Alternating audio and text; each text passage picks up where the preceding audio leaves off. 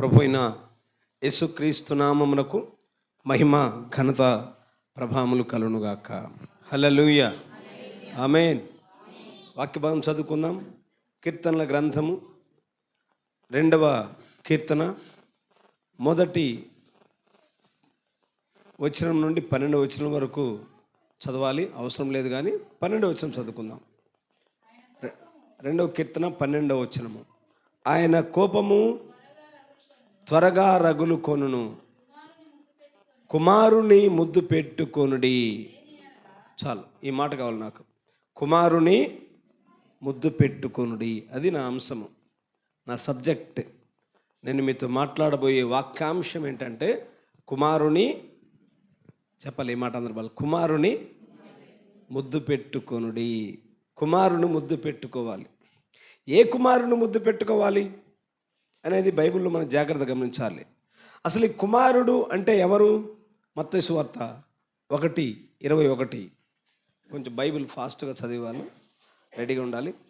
మత్తయి సువార్త 1:21.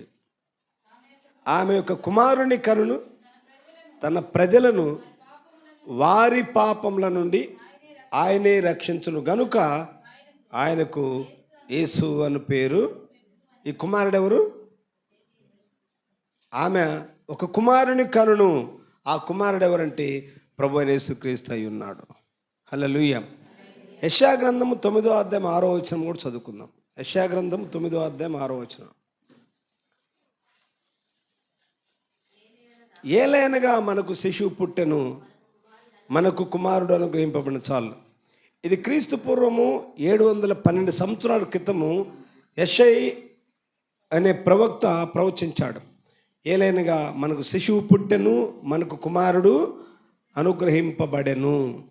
ఇది ప్రభు యేసుక్రీస్తును గూర్చిన లేఖనము. కాబట్టి ఈ 2 లేఖనాలను బట్టి కుమారుడు అంటే ఎవరో కాదు కానీ యేసుక్రీస్తు అయి ఉన్నాడు. ఆమెన్. కుమారుడు అంటే ఎవరు? యేసుక్రీస్తు. ఇక్కడ కీర్తనకారుడు 2వ కీర్తన 12వ వచనంలో ఏం రాస్తాడంటే కుమారుని ముద్దు పెట్టుకొనుడి.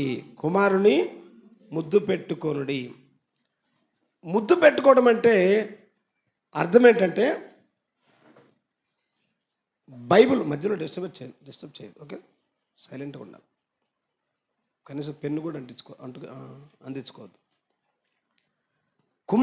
ముద్దు అంటే బైబిల్ గ్రంథంలో ప్రేమకు సూచన అయి ఉన్నది. యోహాను సువార్త 14వ అధ్యాయం 15వ వచనం. ఎంతమంది యేసు ప్రభువును ప్రేమిస్తారంటే అందరు చేతులెత్తారు. కుమారుడు అంటే యేసుక్రీస్తు కదా, ఆయనను ఎంతమంది ప్రేమిస్తారు అంటే అందరూ చేతులెత్తారు. కానీ ఇక్కడ యోహాను సువార్త 14వ అధ్యాయం 15వ వచనంలో మీరు నిజంగా యేసుక్రీస్తును ప్రేమిస్తే నా ఆజ్ఞలను గైకొందురు. చాలు. కుమారుని ప్రేమిస్తే ఏం చేయాలి? ఆజ్ఞలను గైకొనాలి. బైబిల్లో చాలా ఆజ్ఞలు ఉన్నాయి కానీ ఒక్క విషయం, ఒక్క ఆజ్ఞ మీ ముందు ఉంచుతాను. అపోస్తలుల కార్యములు 17వ అధ్యాయం 30వ వచనం. అపోస్తలుల కార్యములు 17వ అధ్యాయం 30వ వచనం. ఆ అజ్ఞాన కాలములను దేవుడు చూచి చూడనట్టుగా ఉండెను కానీ ఇప్పుడైతే అంతటను అందరూ మారు మనసు పొందవలనని మనుష్యులకు ఆజ్ఞాపించను. మారు మనసు పొందాలి అనేది ఏమిటంటే అది ఆజ్ఞ అయి ఉన్నది. మారు మనసు పొందటం ఏంటి? ఆజ్ఞ అయి ఉన్నది. అసలు మారు మనసు అంటే సరైన అర్థం చెప్తున్నాను, గమనించాలి. మారు మనసు అనగా సరైన అర్థం చెప్పే రిఫరెన్స్లు మీరు రాసుకోవాలి, గుర్తుండవు. చాలా రిఫరెన్స్ చెప్తూ ఉంటాం, ఎందుకంటే తీసుకున్న అంశము రిఫరెన్స్ల మీద ఆధారపడి ఉన్నది. మారు మనసు అంటే సరైన అర్థం ఏంటంటే ఫిలిప్పీలకు రాసిన పత్రిక 2వ అధ్యాయము 5వ వచనము. ఫిలిప్పీలకు రాసిన పత్రిక 2వ అధ్యాయం 5వ వచనం. క్రీస్తు యేసునకు కలిగిన ఈ మనసు, అది మారు మనసు అంటే. మారు మనసు అంటే సరైన అర్థం ఏంటంటే యేసు క్రీస్తు కలిగిన మనసు మీరు కలిగి ఉండాలి. యేసుక్రీస్తు కలిగిన మనసు మనం కలిగి ఉండాలి. ఇప్పుడు క్రీస్తు యేసును కలిగే మనసు చెప్పండి. యేసుక్రీస్తు ఎటువంటి మనసు కలిగి ఉన్నాడు? మనకు తెలిసిన ఆయన కలిగిన మనసు ఇది అని చెప్పండి. నేను చెప్తాను. ఆయన కలిగిన మనసు దుర్మార్గం, అవునా? కాదు. Very good. దుష్టత్వం, అవునా? కాదు. మరి మీరు చెప్పండి, యేసుక్రీస్తు ఎటువంటి మనసు కలిగి ఉన్నాడు? ఫ్రీగా మాట్లాడండి, ఏం పర్లేదు, దేవుని సన్నిధిలో. ఆయన కలిగి ఉన్న మనసు వెరీ గుడ్. ఎవరమ్మ చెప్పింది? God bless you. ప్రేమ. ఆయన కలిగిన మనసు ఏంటి? ప్రేమ కలిగి ఉన్నాడు. ఇంకొకటి ఎవరైనా చెప్పగలరా? ఇంకొకటి మిమ్మల్ని ఇసుకించలే నేను. పరిశుద్ధత. విజయభాస్కర్ గారు చెప్పారు పరిశుద్ధత. ఇంకా ఎవరైనా విశ్వాసులు? జాలి, దయ. అది మీరు అంటే ఇక్కడే ఉన్నారని నాకు అర్థం అవ్వాలి, అందుకని. ఇంకా ఆయన కలిగిన మనసు క్షమించే మనసు. Very good. 2 విషయాలు తీసుకుంటున్నాను నేను. మీరే చెప్పారు, మీరు చెప్పిన మాటలో ఉండే 2 విషయాలు. ఒకటి, ఆయన కలిగిన మనసు ప్రేమ. రెండోది, ఆయన కలిగిన మనసు క్షమాపణ. ఒకటి ప్రేమ, 2 క్షమాపణ. ఈ 2 కవల పిల్లలు అంటే ఉన్నది. బైబిల్లో చాలా ప్రాముఖ్యమైన విషయాలు అయి ఉన్నాయి. ఆయన కలిగినది ఏంటంటే ప్రేమ. ఎందుకంటే ప్రేమ అంటే దేవుడే, యేసుక్రీస్తే ప్రేమ అయి ఉన్నాడు. ప్రేమ ఎటువంటి ప్రేమ అంటే ఆయన శత్రువునే ప్రేమించే ప్రేమను కలిగి ఉన్నాడు. ఆయన ప్రేమించే మనస్తత్వం కలిగి ఉన్నాడు. రెండవది క్షమాపణ. రెండవది ఏంటి? క్షమాపణ, పార్డన్. బైబిల్ గ్రంథంలోనే ఒక ఉన్నతమైన పదము క్షమాపణ. మరోసారి చెప్తున్నా, బైబిల్ గ్రంథంలో ఒక ఉన్నతమైన పదము క్షమాపణ. అది మనం చేయలేము, అందరు చేయలేరు. ఆయన కలిగిన క్షమాపణ అంటే మీకు అర్థమయ్యేటట్టు చెప్తాను నేను, గమనించాలి. అమెరికా దేశంలో కూర్చోబాబు, అబ్రహాం లింకన్ ప్రెసిడెంట్గా ఉన్న దినాలు అవి. అప్పుడు ఒక సివిల్ వార్ జరుగుతుంది, యుద్ధం జరుగుతుంది, సివిల్ వార్.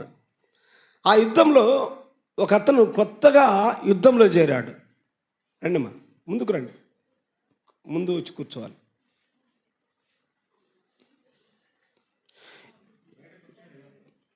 యేసు నీ కృప భావము చెప్పగలనా, గూఢార్థ భావము వివరించగలనా, గూఢార్థ భావము వివరించగలనా. భాష చాలదు, భావాల కందదు, భాష చాలదు, భావాల కందదు, పదములు పలుకగా జీవ కందదు, పదములు పలుకగా జీవ కందదు. యేసు నీ కృప భావము చెప్పగలనా.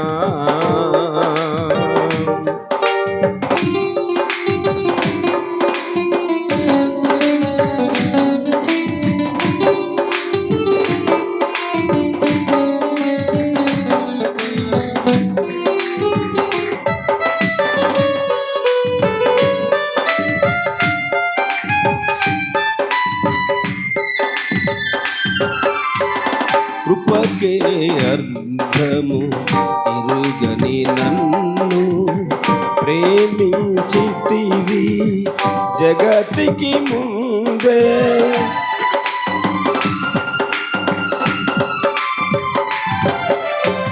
కృపకే అర్థము ఎరుగని నన్ను ప్రేమించితివి జగతికి ముందే. ఎన్నుకోటివి నీలో నన్ను, ఎన్నుకోటివి నీలో నన్ను, నడిపించితివి వాక్యపులో నడిపించితివి వాక్యపులో. యేసు నీ కృప భావము చెప్పగలనా. హల్లెలూయా, హల్లెలూయా. మధ్య మధ్యలో వస్తే ఇలానే డిస్టర్బెన్స్ ఉంటుంది. కరెక్ట్ టైం ప్రకారము మందిరానికి రావడానికి అలవాటు చేసుకోవాలి. ఇంకా 10 నిమిషాల ముందే వచ్చి ప్రేయర్ చేసుకోవాలి. ఎందుకంటే దేవుని వాక్యము, మనం దేవుని సన్నిధిని గౌరవించినట్లు ఉంటుంది. నిదానంగా అనేది అది బయట కొత్త వాళ్ళు పాటలు పట్టేప్పుడు వెళ్దాంలే అనేది కాదు, కానీ ఒక టైం ప్రకారం రావాలి, ఒక క్రమం ప్రకారం మీరు ఉండాలి. మంచిది. అమెరికాలో ఒక సివిల్ వార్ జరుగుతుంది. ఆ యుద్ధంలో ఒక అతను కొత్తగా ఆ యుద్ధంలో చేరి ఆ చంపుకోవటం, రక్తపాతం అవన్నీ చూసి భయపడి యుద్ధం నుండి పారిపోయి వచ్చాడు. అమెరికన్ గవర్నమెంట్ ఏం చేశారంటే అతన్ని పట్టుకొని జైల్లో వేశారు. ఒక సైనికుడు వెనుకంజ వేయకూడదు, యుద్ధంలోనికి వెళ్ళిన తర్వాత వెనుక రాకూడదు, అతన్ని జైల్లో వేశారు. అయితే తన స్నేహితుడు ఒక అతను అబ్రహాం లింకన్ దగ్గర పరిగెత్తాడు. సార్, వాడు ఏ నేరం చేయలేదండి, యుద్ధం అంటే పరిగెత్తుకొని వచ్చాడు, భయపడి వచ్చాడు, మీరు ఒక దేశాధ్యక్షునిగా అతనికి క్షమాభిక్ష పెట్టాలి అన్నాడు. అప్పుడు అబ్రహాం లింకన్ పేపర్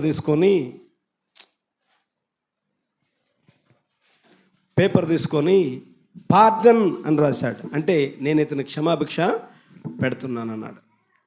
వెంటనే ఆ లెటర్ తీసుకొని, క్షమాపణ పత్రాన్ని తీసుకొని పరిగెత్తుకుంటూ ఆ స్నేహితుని దగ్గరికి వెళ్ళాడు.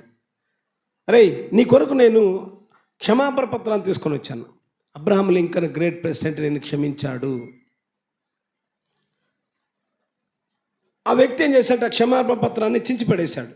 అబ్రహాం లింకన్ ఏంటి, గ్రేట్ ప్రెసిడెంట్ ఏంటి, చిన్న పేపర్ మీద సంతకం చేయటం ఏంటి, నేను నమ్మను అని దాన్ని చించి పడేశాడు. వెంటనే చేసేదేం లేక అమెరికాలో ఫెడరల్ కోర్టు ఉంటుంది, మనకేమో సిబిఐ ఉంటుంది, అంటే సెంట్రల్ బ్యూరో ఆఫ్ ఇన్వెస్టిగేషన్. అమెరికాలో FBI ఉంటుంది, అంటే ఫెడరల్ బ్యూరో ఆఫ్ ఇన్వెస్టిగేషన్. ఆ ఫెడరల్ కోర్టు వాళ్ళు అతన్ని ఉరిశిక్ష చేసి చంపారు. ఈ వార్త అబ్రహాం లింకన్కు తెలిసింది.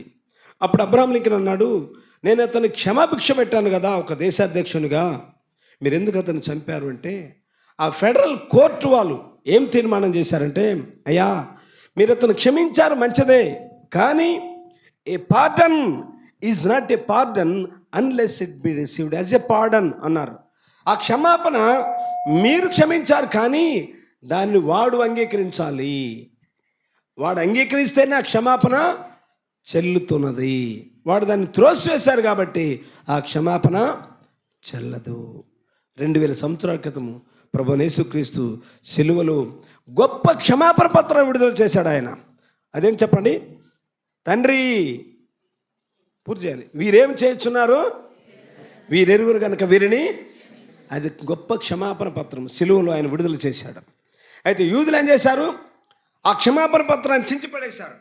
వాని రక్తం ఏదో మా మీదను మా పిల్లల మీదను ఉండునుగాక అని ఆ క్షమాపణ పత్రాన్ని త్రోసివేశారు, చించిపడేశారు, దాన్ని అంగీకరించలేదు. ఆ కారణం చేత యూదులు క్రీస్తు శకం 70వ సంవత్సరమున జనరల్ టైటస్ అనే వ్యక్తి యెరూషలేం పట్టణం ముట్టడించి యెరూషలేం తగలబెట్టించాడు. అప్పటి నుంచి యూదులు ప్రపంచ దేశాల్లో చెల్లాచెదరైపోయారు. 1948 వరకు ప్రపంచ పట్టణంలోనూ వారి పేరు లేదు. వివిధ దేశాల్లో చెల్లాచెదరైపోయారు. కొండల్లో, గుహల్లో, ఇరాన్, ఇరాక్, ఇండియా, వివిధ దేశాల్లో ఇస్రాయేళ్ళు స్కాటర్ అయిపోయారు, చెల్లాచెదరైపోయారు. తలదాచుకోవడానికి స్థలము లేదు.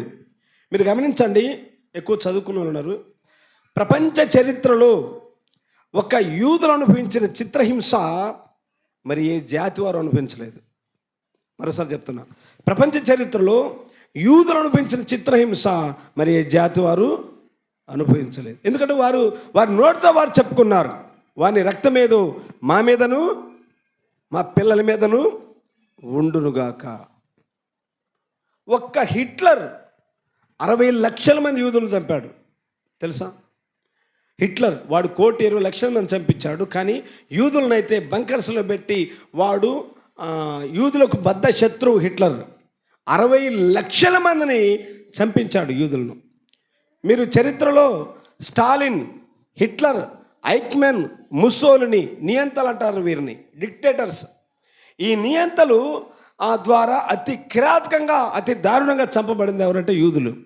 కారణం ఏంటంటే వారు ఆ క్షమాపణ పత్రాన్ని ఏం చేశారు, త్రోసివేశారు, చించివేశారు. గమనించండి, యేసుక్రీస్తు ఒక వ్యక్తిని క్షమిస్తే ఆ వ్యక్తి జీవితం ధన్యమై ఉన్నది. ఆయన క్షమించినప్పుడు ఆ క్షమాపణను నీవు అంగీకరించాలి. అప్పుడే ఆ క్షమాపణ నీకు చెల్లుతున్నది. యేసు నిన్ను క్షమించినప్పుడు ఆ క్షమాపణ నువ్వేం చేయాలి? నువ్వు దాన్ని అంగీకరించాలి, యాక్సెప్ట్ చేయాలి. అప్పుడే ఆ క్షమాపణ నీకు చెల్లుతున్నది. హల్లెలూయా. ఒకసారి లేఖనం చదువుదాం. లూకా సువార్త 7వ అధ్యాయం 48వ వచనం.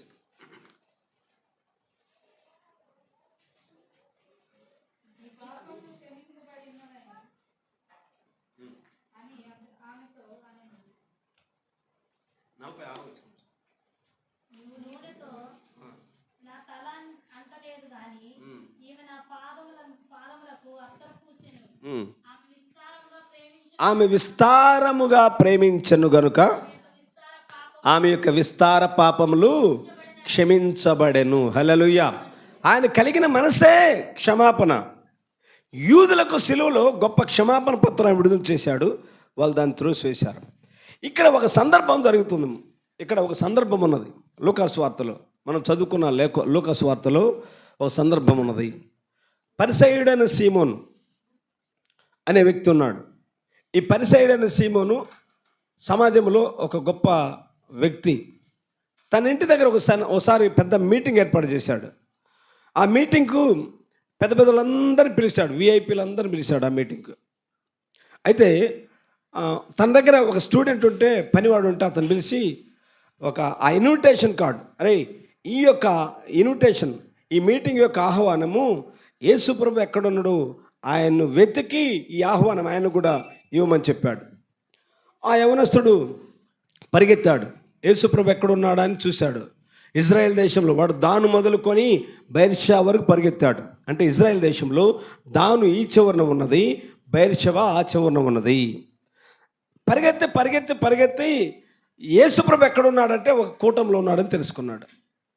ఇటు వినాలి దయచేసి ప్లీజ్, నేను చెప్పే మెసేజ్ వినండి. మీరు కావాలంటే బైబిల్ తర్వాత చదవండి, నా సబ్జెక్ట్ పోగొట్టుకుంటారు.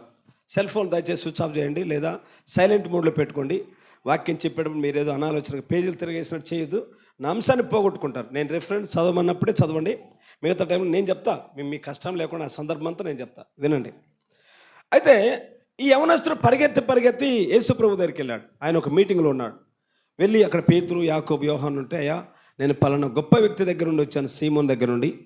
ఆయన గొప్ప వ్యక్తి మీటింగ్ పెట్టాడు, పెద్ద పెద్ద విఐపీలందరినీ పిలిచాడు, మీ బోధకుని కూడా ఆహ్వానం ఇచ్చాడు, ఈ ఇన్విటేషన్ ఈ యొక్క మీటింగ్ ఇన్వైట్ చేశాడు, ఇది మీ బోధకునికి నేను కలవాలి అన్నాడు. పేతురు శిష్యులు అన్నారు, మా బోధకుడు ఇప్పుడే మీటింగ్ అయిపోయింది, వాక్యం చెప్పాడు, ఆయన అలసిపోయాడు, ఇప్పుడు కుదరదు అన్నారు. లేదయ్యా ఒక్క మాట మాట్లాడి వెళ్ళిపోతానన్నాడు. సరే ప్రభు యొక్క పర్మిషన్ తీసుకొని ఆ వ్యక్తిని అక్కడికి పంపించారు. అక్కడికి వెళ్ళగానే ఆ యవనస్తుడు ఆ యొక్క మీటింగ్ ఇన్విటేషన్ ఇచ్చాడు. సార్ నేను గొప్ప సీమోన్ దగ్గర నుండి వచ్చాను, ఆయన పెద్ద పెద్ద వాళ్ళందరినీ విఐపీలందరినీ పిలిచాడు ఆ మీటింగ్కు, మిమ్మల్ని కూడా రమ్మన్నారు, మీరు కూడా ఆ మీటింగ్కు రావాలి, మీరు ఆహ్వానితులే అని చెప్పాడు. సార్ ప్రభు ఆ యొక్క ఆహ్వానాన్ని తీసుకొని నేను వస్తాను అన్నాడు. నేను వస్తాను. ఆయన ఒక్కసారి మాట ఇచ్చాడంటే ఆయన దాన్ని తప్పేవాడు కాదు, ఆయన చేస్తాడు అక్కడ, అంతే. హల్లెలూయా. సరే, ఇక్కడ సీమోను గృహంలో మీటింగ్ జరుగుతుంది. Meeting is going on. పెద్ద పెద్దలందరూ వచ్చారు. కొంతమంది గాడిదల మీద వచ్చేవాళ్ళు, కొంతమంది గుర్రాల మీద వచ్చేవాళ్ళు, కొంతమంది కాలినడకని వచ్చేవారు, అనేక మంది వచ్చారు. సీమోను ధనవంతుడు కాబట్టి వాని స్టేటస్ తగ్గట్టు ఆ మీటింగ్ ఏర్పాటు చేశాడు. తన దగ్గర యవనస్తులు ఉన్నారు, వారందరిని పిలిచి, కొంతమందిని పిలిచి, అబ్బాయి వచ్చిన వారందరికీ వంటల ప్రోగ్రాం ఇది, ఇదిగో సేవకులు వాళ్ళందరూ వస్తే వాళ్ళకు కాలుగా నీళ్ళు పెట్టాలి, వెహికల్స్ వస్తే పార్కింగ్ ప్లేస్ మీరు చూసుకోవాలి అని ఎవరి పనులు వారికి అప్పగించాడు. అందరు ఎవరి పనుల్లో వారు నిమగ్నమై ఉన్నారు. మీటింగ్ జరుగుతూ ఉన్నది. అద్భుతంగా ఒక మీటింగ్ జరుగుతుంది. పెద్ద పెద్దలందరూ ఆ చైర్లో కూర్చున్నారు. అట్టాసం పైనుండి కిందికి అంగీలేసిన వాళ్ళందరూ. ప్రభు మాట చెప్పాడు కాబట్టి ఆ మీటింగ్కు ఆయన నడుచుకుంటూ ఓ సామాన్యమైన వ్యక్తిగా అక్కడికి వచ్చాడు. ఆయన వచ్చి ఆ మీటింగ్లో సైలెంట్గా మూల కూర్చున్నాడు. ఆ రోజు ఒక స్త్రీ తన ఇంటి దగ్గర నుంచి జస్ట్ బయటకు వచ్చింది. ఊర్లో అంతా ఖాళీగా కనపడుతూ ఉన్నాయి, ప్రశాంతంగా ఎవరు జనాలు కనపడలేదు. ఏంటి ఈరోజు ఎవరు కనపడలేదు అని ఆమె కొంచెం ముందుకు వస్తే అక్కడ ఒక టెంటు, మీటింగు ఇవన్నీ కనిపిస్తూ ఉన్నాయి. ఓహో ఇక్కడ ఏదో జరుగుతున్నట్టుకుందని వెళ్ళి ఆ వెనకాల బ్యాక్ సీట్లో కూర్చుంది, చైర్లో కూర్చుంది. కూర్చొని అందరిని గమనిస్తూ ఉన్నది. మీటింగ్ జరుగుతుంది. అమ్మ సిస్టర్ వినాలి, క్లోజ్ విన్. అందరిని గమనిస్తూ ఉన్నది. గమనించి ఆమె కళ్ళు ఆ మూలన ఉన్న ప్రభు యేసుక్రీస్తు మీద పడ్డాయి. ఆమె వెంటనే షాక్ తేరుకొని పక్కన ఆయన అనేది, ఏమండి ఆ వ్యక్తి ఎవరు అని అడిగింది. అని చెప్పారమ్మా, ఆయన నజరేయుడు యేసు అని చెప్పారు. హల్లెలూయా. ఎప్పుడైతే నజరేయుడు యేసు అనే మాట ఆమె విన్నదో 2 విషయాల మనసుల మెదిలే. అవేంటంటే, ఒకటి, ఒకప్పుడు నాలాంటి వ్యభిచారం ముందు పట్టబడిన స్త్రీని సమాజం రాళ్ళతో కొట్టడానికి తీసుకొని వచ్చారు. కోర్టు మధ్యలో నిలబెట్టారు. ఓ చేతిలో బైబిల్ ఉంటుంది, ఓ చేతిలో రాయి పట్టుకున్నారు.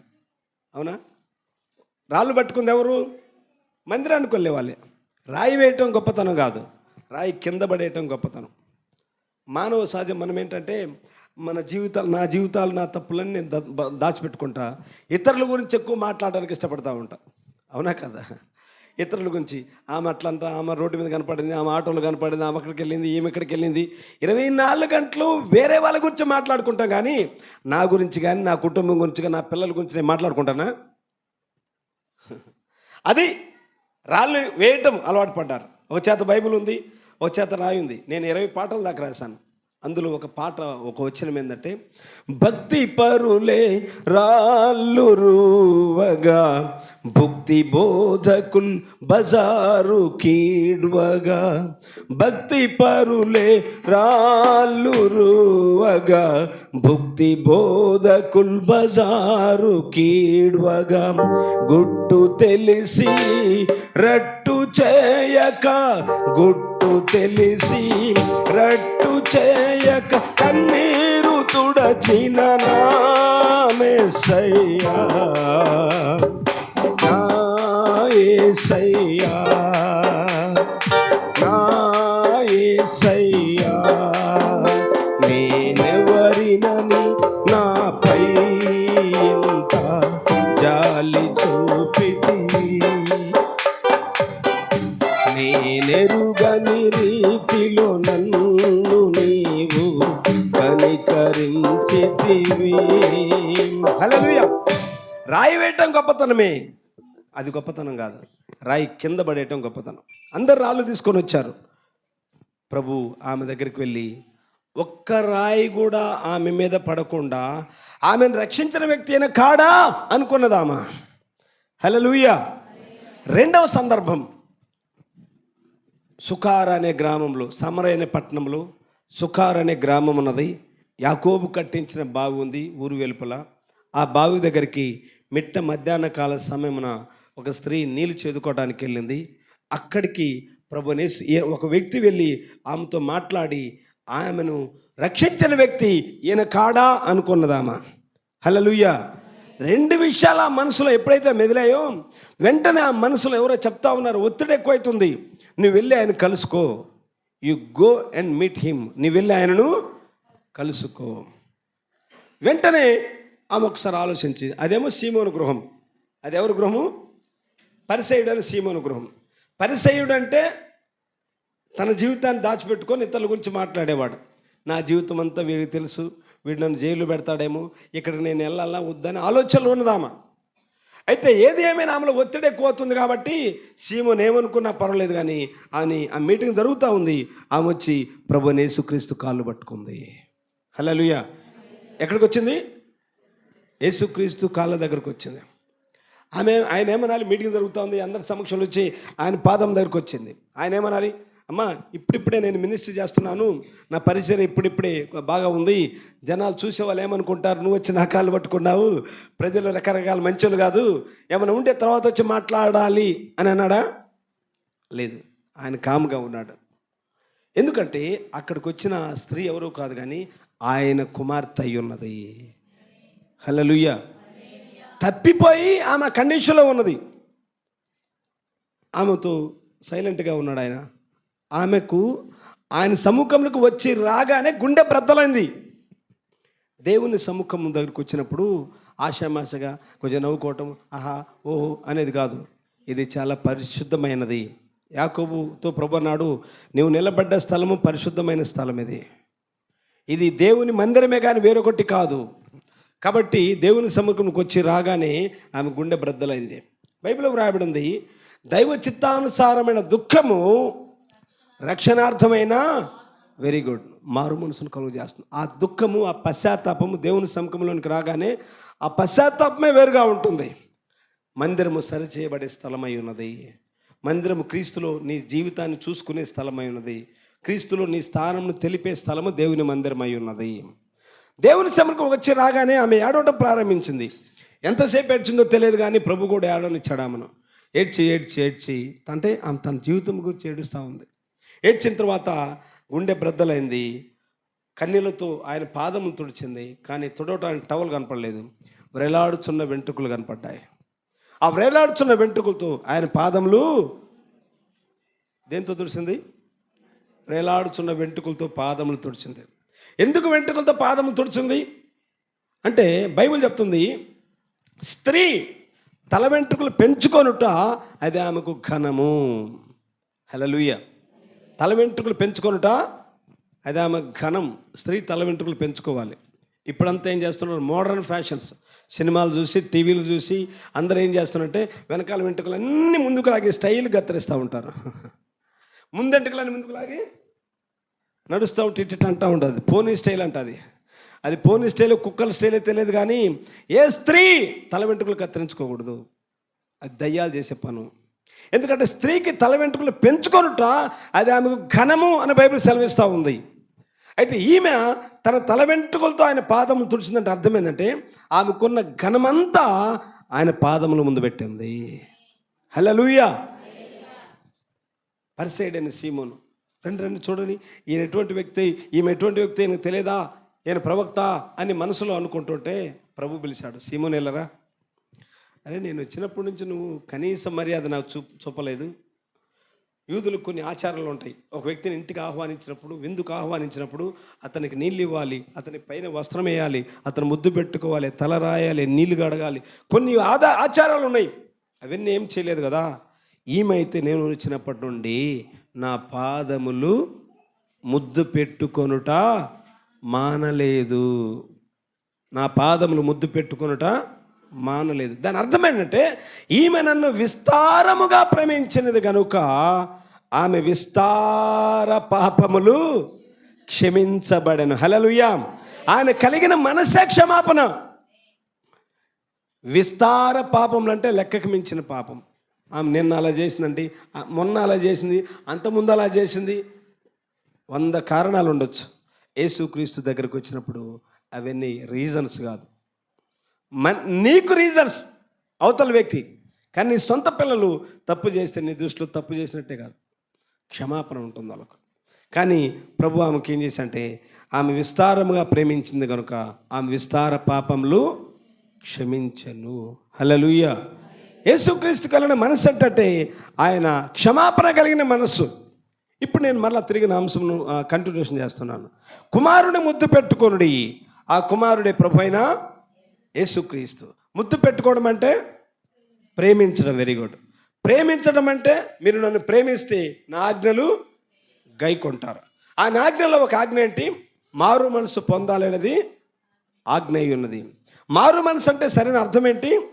క్రీస్తు యేసును కలిగిన మనసు మనం కలిగి ఉండటం. క్రీస్తు యేసును కలిగిన మనసు ఏంటి? ఒకటి ప్రేమ, రెండోది ఈ క్షమాపణ గురించి చెప్పుకున్నాం మనం. క్రీస్తు యేసును కలిగిన మనసు ఎప్పుడో చేసుకుంది, ఆయన ఎటువంటి మనసు కలిగి ఉన్నాడు అనేది క్షమాపణ మనస్తత్వం అది. హల్లెలూయా.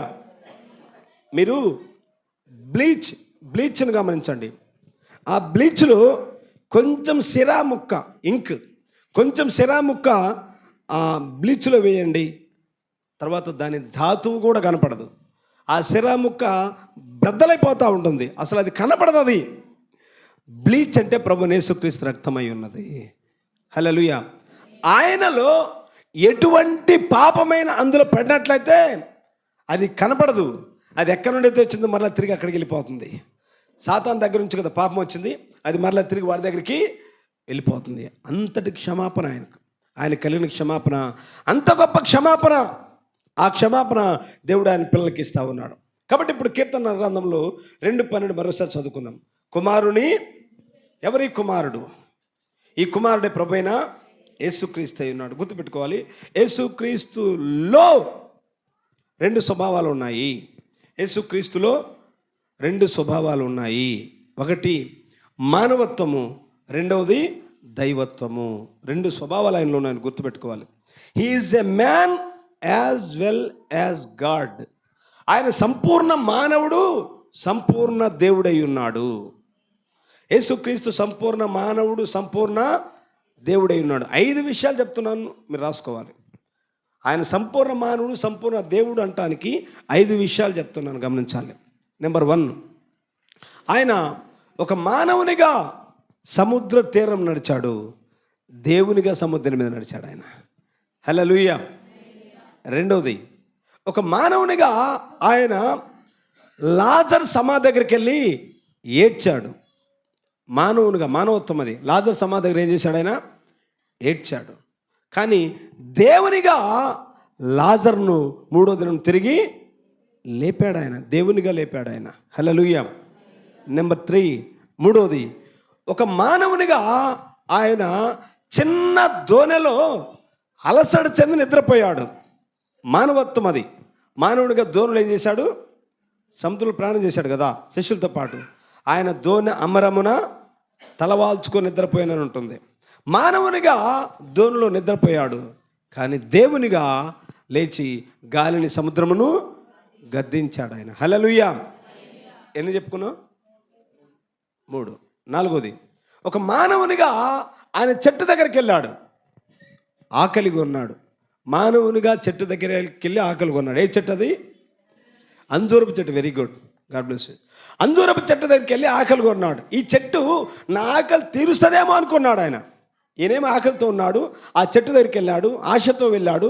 ఆ చెట్టు ఖచ్చితంగా నా ఆకలి తీరుస్తుంది అనుకున్నాడు ఆయన. కానీ అక్కడికి వెళ్ళినప్పుడు ఆకులు తప్ప మరి ఏమీయు, ఆకులు షోకులతో ఉన్నది ఆ చెట్టు. ఆయన ఆకలి తీర్చేటట్టుగా లేదు. ఈనాడు సంఘాల పరిస్థితి ఎలా ఉంటుందంటే, విశ్వాసుల పరిస్థితి ఎలా ఉంటుందంటే, సంఘమా పాడైపోయే పునాదుల్, దేవుని కృప నిన్ను వీడిపోయేను గనుమా.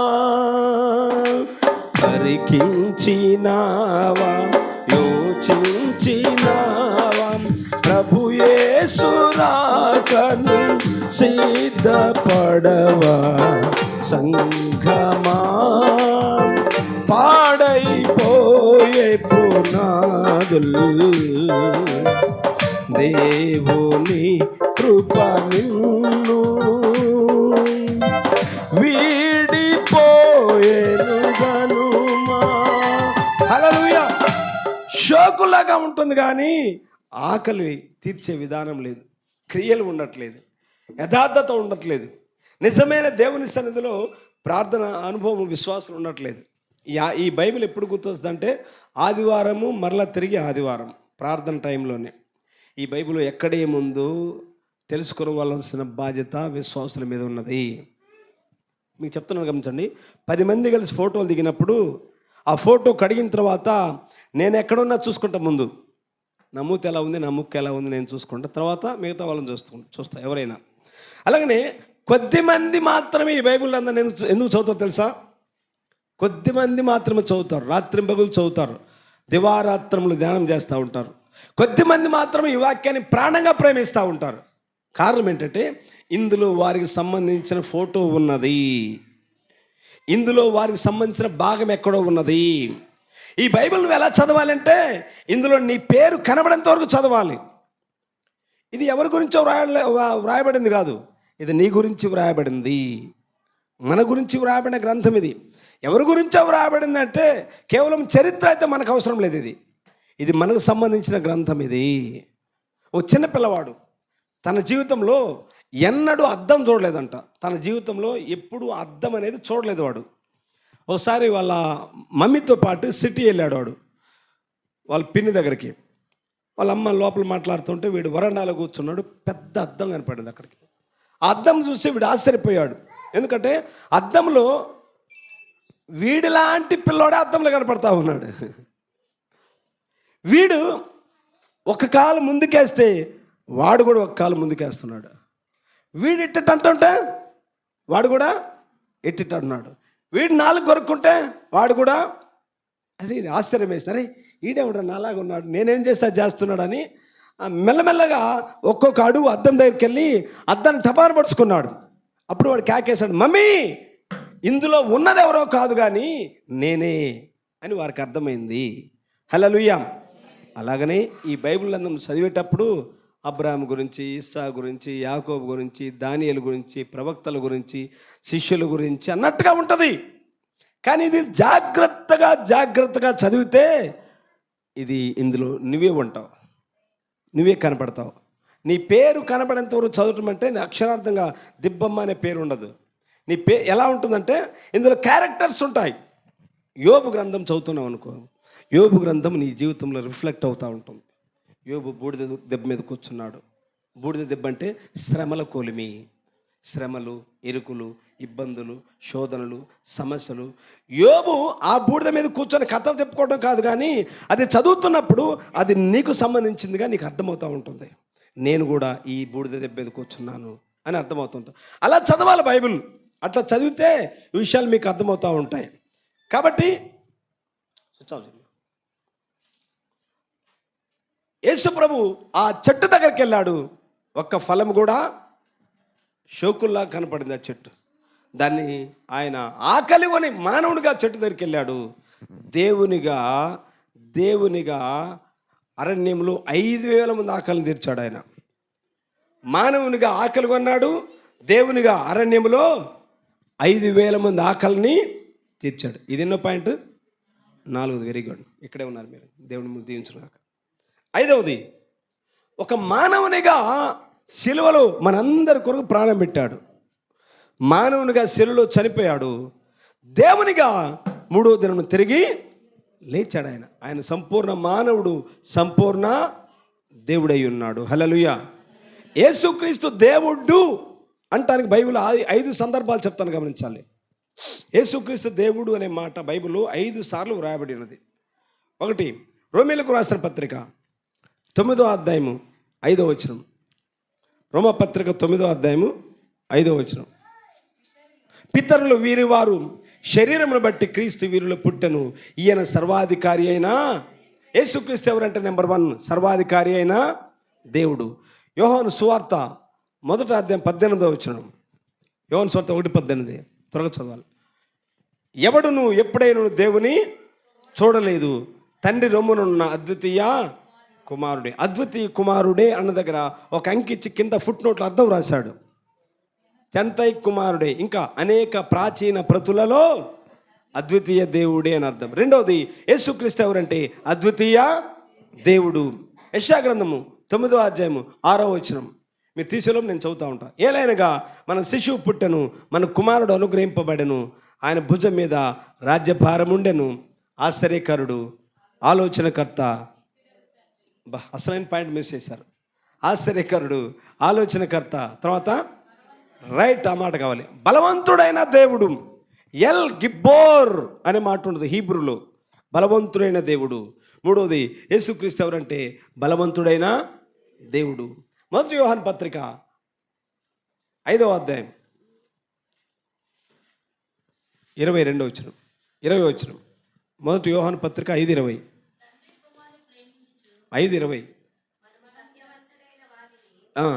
ఎరుగవలనని దేవుని కుమారుడు వచ్చి మనం వివేకం అనుగ్రహింపవలనని ఎరుగుదుము. మనము దేవుని కుమారుడైన యేసుక్రీస్తునందున్న వారమై సత్యవంతుని యందు ఉన్నాము. ఆయనే నిజమైన దేవుడు, నిత్య జీవమై ఉన్నాడు. యేసుక్రీస్తు ఎవరంటే 4వది నిజమైన దేవుడు. 5వది యేసుక్రీస్తు ఎవరంటే తీతు రాసిన పత్రిక 2వ అధ్యాయం 13వ వచనం. తీతు రాసిన పత్రిక 2వ అధ్యాయం 13వ వచనం. అనగా మహాదేవుడును మన రక్షకుడైన యేసుక్రీస్తు చాలు. యేసుక్రీస్తు ఎవరంటే మహాదేవుడు అని వ్రాయబడి ఉన్నది. హల్లెలూయా. ఈ మహాదేవుడు అని మన యేసుక్రీస్తు ఆయన సంపూర్ణ మానవుడు, సంపూర్ణ దేవుడై ఉన్నాడు. కుమారుడు అంటే ప్రభువైన యేసుక్రీస్తు అయి ఉన్నాడు. ఎందుకు కుమారుడుగా భూమి మీదకి వచ్చాడంటే, కుమారుడు అంటే కుత్సితమును హరించువాడు. కుత్సితం అంటే పాపము, హరించివేవాడు అంటే తీసివేవాడు. పాపమును తీసివేయటానికి దేవుడు కుమారుడుగా భూమి మీదకి వచ్చాడు. దేవుడు అంటే ఆత్మ కదా. యోహాను సువార్త 4:24 ఏం రాబడింది? దేవుడు ఆత్మ. ఆత్మ మన కొరకు చావలేదు. ఆత్మగా ఉన్నప్పుడు సిలువ వేయబడలేడు. ఆత్మగా ఉన్నప్పుడు సిలువ కార్యం జరిగించలేడు. ఎందుకంటే స్పిరిట్ కదా. అందుకని ఆత్మస్వరూపైన దేవుడు కన్యమేరీ గర్భమందు శరీరధారిగా ఇమ్మానుయేలుగా కుమారునిగా భూమి మీదకి వచ్చాడు. ఆయన ఈ శరీరానికి కుమారత్వం. ఈ శరీరము శిలువలో చంపబడి, చీల్చబడి, సమాధి చేయబడి తిరిగి పునరుద్ధరణ లేచాడు. హెబ్రీయులకు రాసిన పత్రిక 8వ అధ్యాయం 5వ వచనం. 8వ అధ్యాయం 5వ వచనం. 5వ అధ్యాయం 5:8.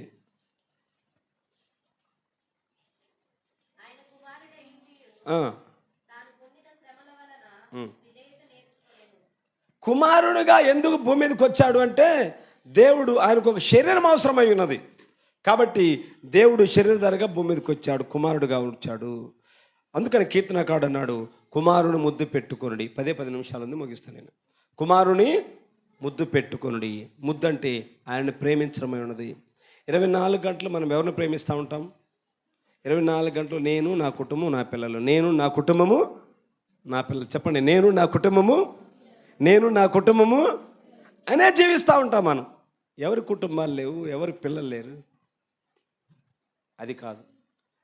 మరలా దేవుని మీద నేరం ఒకటి.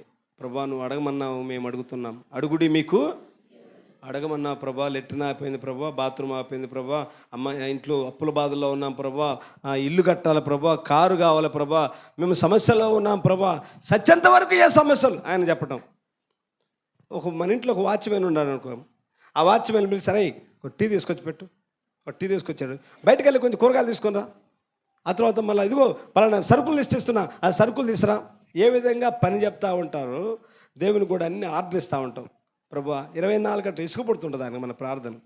24 గంటలు ప్రభా, అప్పుల్లో ఉన్నా ప్రభా, సమస్యలు ఉన్నా ప్రభా, శోధనలో ఉన్నా ప్రభా, ఇరుకుల్లో ఉన్నాం ప్రభా, ఇబ్బందులు ఉన్నా. సత్యంతవరకు ఇయ్యే. కానీ బైబిల్ ఇంకో మాట ఉంది, ఈయుడి మీకు ఇయ్యబడును. ఆ మాట ఎక్కడుందో కూడా తెలియదు మనకు. ఈయుడి మీకు ఇవ్వబడును. సంగమా, దేవుడు నిన్ను ప్రేమించి ఒక విలువైన గొప్ప రక్షణ నీకు అనుగ్రహించున్నాడు. ఆ గొప్ప రక్షణ యేసుక్రీస్తే నీ కొరకు ప్రాణం పెట్టారు. తన స్నేహితుని కొరకు ప్రాణం పెట్టిన వాని కంటే ఎక్కువ ప్రేమ గలవాడేవాడు. ప్రాణం పెట్టాడు దేవుడు, ఈ భూమి మీదకి వచ్చి ప్రాణం పెట్టాడు. అందుకోసం ఆయనను ప్రేమించాలి. నీకోసం ప్రాణం పెట్టాడు, నీ స్థానమును తీసుకున్నాడు ఆయన. బందిపోడు బరబ్బా తెలుసు కదా. ఆ బరబ్బా జైల్లో ఉన్నాడు. జైల్లో ఉన్నప్పుడు ఆ సైనికులు వెళ్ళి జైలు తలుపులు తీశారు. తలుపులు తీసి బరబ్బా బయటికి రమ్మన్నారు. బరబ్బా అనుకున్నాడు, ఇక కొన్ని నిమిషాల్లో నన్ను సిలివేస్తారు. రోమన్ చిత్రహింస చాలా క్రూరమైన చిత్రహింస, ఘోరమైన హింస. ఇక నా జీవితంలో నా భార్య పిల్లలను చూసుకోలేనేమో, నన్ను సిలివేస్తారు అని ఏడుస్తూ ఉన్నాడు బరబ్బా. అప్పుడు ఆ సైనికుడు అన్నాడు, బరబ్బా ఏడవకు, నీ విడుదల చేయబడ్డావు అన్నాడు. హల్లెలూయా. ఏంటి, నేను ఎందుకు విడుదల చేయబడ్డా, ఎవరు నా బెయిల్ ఇచ్చారంటే, ఆ సైనికుడు అతను చేయబట్టుకొని కొంచెం ముందుకు తీసుకొచ్చి సిలువలో వేలాడుతున్న యేసును చూపించాడు. బరబ్బా, నీకు బదులుగా ఒక వ్యక్తి అక్కడ వేలాడుతున్నాడు చూడు. నీ స్థానంలో ఒక వ్యక్తి అక్కడున్నాడు. నీవు పొందవలసిన శిక్ష అక్కడ ఇంకొక వ్యక్తి అనుభవిస్తూ ఉన్నాడు. హల్లెలూయా. సంగమా, నీకు బదులుగా ఆయన ఇంకో స్థానాన్ని తీసుకున్నాడు. ఒక సేవకుని ఒక వ్యక్తి అడిగాడు, ఈ బైబిల్ గ్రంథం యొక్క సారాంశం అంతా ఒక్క ముక్కలో చెప్పమన్నాడు.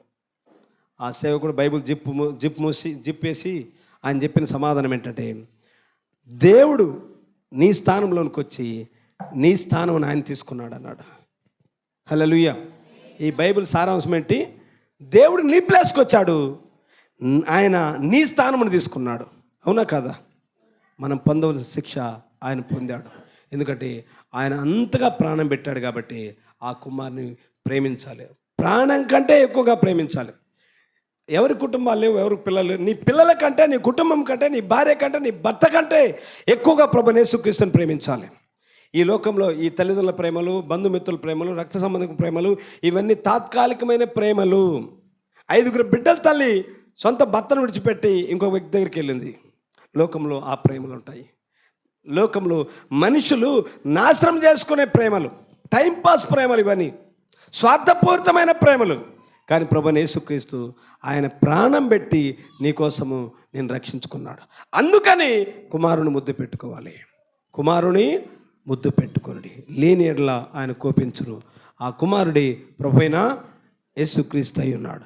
ఆయన ముద్దు పెట్టుకున్నట్లయితే ప్రభు నీ ఎడల గొప్ప ప్రేమ చూపిస్తూ ఉంటాడు. ఆయన ప్రేమించినట్లయితే ఆయన నిన్ను ప్రేమిస్తున్నాడు. నీ ప్రేమ ఏంటి? నువ్వు ఎంతవరకు ఆయన ప్రేమిస్తున్నావు అనేది ఒకసారి ఆలోచించు. ఆయన ప్రేమిస్తున్నావు అంటే కొన్ని విధానాలు కనపడాలి కదా. శ్రద్ధ, ఆయన విషయంలో శ్రద్ధ ఉంటుంది. మందిరానికి వెళ్ళాలి, టైం ప్రకారం వెళ్ళాలి, బైబిల్ చదవాలి. ఈ బైబిల్ ఇప్పటి వరకు దేవుడు నీకు 30 సంవత్సరాల ఆయుష్కాలం ఇచ్చాడు, 40 సంవత్సరాలు, 50 సంవత్సరాల ఆయుష్కాలం ఇచ్చాడు. బైబిల్ ఏమున్నదో ఒక్క మొక్క తెలియదు మనకంటే బయట హిందువులు చదువుతున్నారు, ముస్లింలు చదువుతున్నారు, క్రైస్తవేతరులు బైబిల్ చదువుతున్నారు. దేనికంటే వాళ్ళు తప్పులు పట్టడానికి. కానీ మనకు మాత్రం బైబిల్ ఎక్కడ ఏముందో తెలియదు.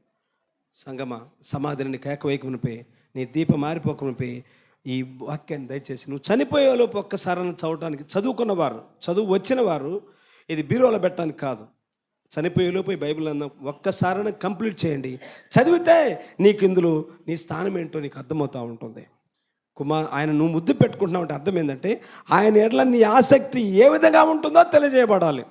అవి యాక్షన్స్ ద్వారా, క్రియల ద్వారా రక్షించబడాలి. ఓ ప్రపంచము పరిస్థితి బాగలేదు, యుద్ధ వాతావరణము నిండుకొని ఉన్నది ప్రపంచం.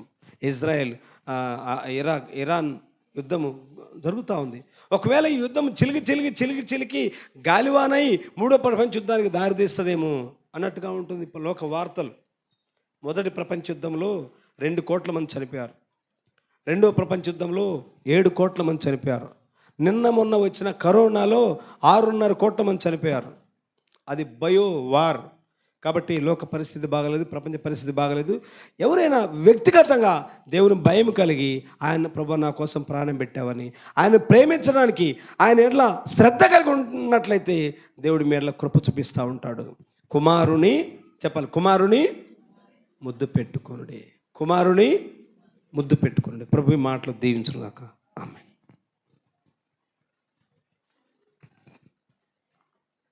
ఆమేన్.